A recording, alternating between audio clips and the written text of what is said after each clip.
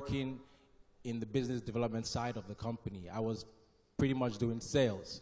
But it was it was my perception and the way I comported myself working for this company. I didn't work there like I'm just here to get a salary or to get paid.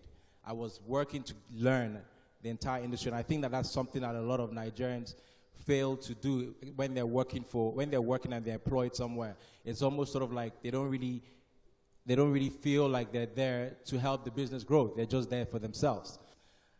So I jumped ship. My mother, who raised us, I mean, my father died when I was 4 or 5, so similar to the other guys, but she sort of like let me do what I wanted to do. She never forced me to do anything I didn't want to do.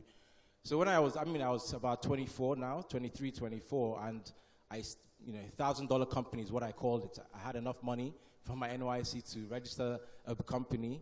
I had enough money to buy a very old second-hand computer. This was the time when, the speed of the internet was 9.6 kilobytes per second. Now you have speed of over 10 megabytes per second. So I literally had nothing, but I was able to start up this company, and I was working from my room. So I would wake up in the morning, I would get dressed, I would have a shower, I would put on my work clothes, and I would go back into my room and sit at my desk and work from there. And that's how it all started. I ran it like I had a vision for business, I had a vision for this company, and I knew that the only way to do this was to have some form of structure and not run it like a lot of businessmen do in Nigeria, which is running it like it's your personal bank account. Even if I was the only one working there, I realized that I had to structure this company because you have to run a business like you might sell it one day. So I structured the company as best as I could. I ran it for about a couple of years, and I raised enough funds internally.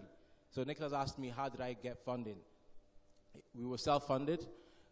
We basically started with simple telecommunications solutions, and we literally went out knocking on the door of every single business, and it was a very, very new concept.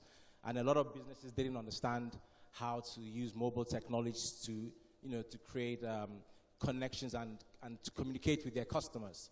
But we were able to convince some of these companies. Our first client was British American Tobacco, and because of a lot of the restrictions around and regulations around the tobacco industry, it was very important that they communicated directly with their customers. So we were able to create products that these businesses could use to have discussions and interact with their customers. And this was the start of the whole telecommunications, digital, and mobile marketing industry. It didn't exist then.